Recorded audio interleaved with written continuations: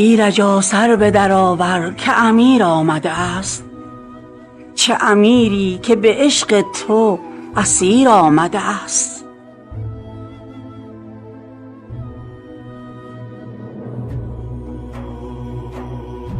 چو فرستاده سیمرغ به سهراب دلیر، نوشداروست ولی حیف که دیر آمده است.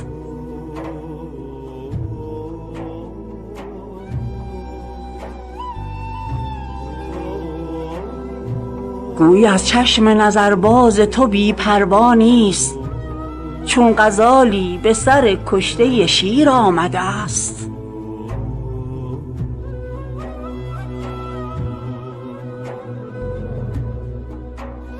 خیز غوغای بهار است که پروانه شویم، غنچه شوخ پر از شکر و شیر آمده است.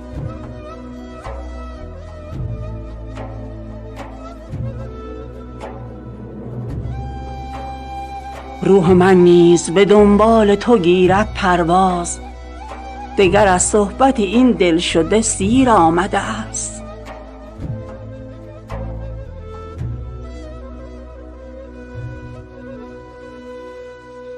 سر برآور ز دل خاک و ببین نسل جوان، که مریدانه به پابوسی پیر آمده است.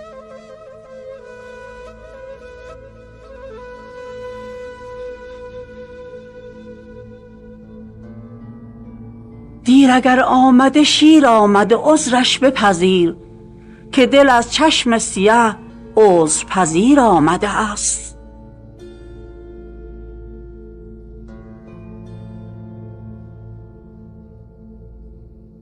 گنه از دور زمان است که از چنبر او، آدمی را نه گریز و نه گزیر آمده است.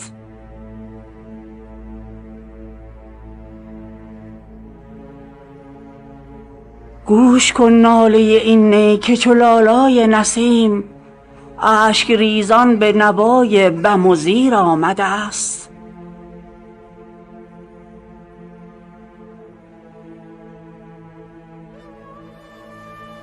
تب من بلبل گلزار صفا بود و صفی، که چو مرغان بهشتی به صفیر آمده است.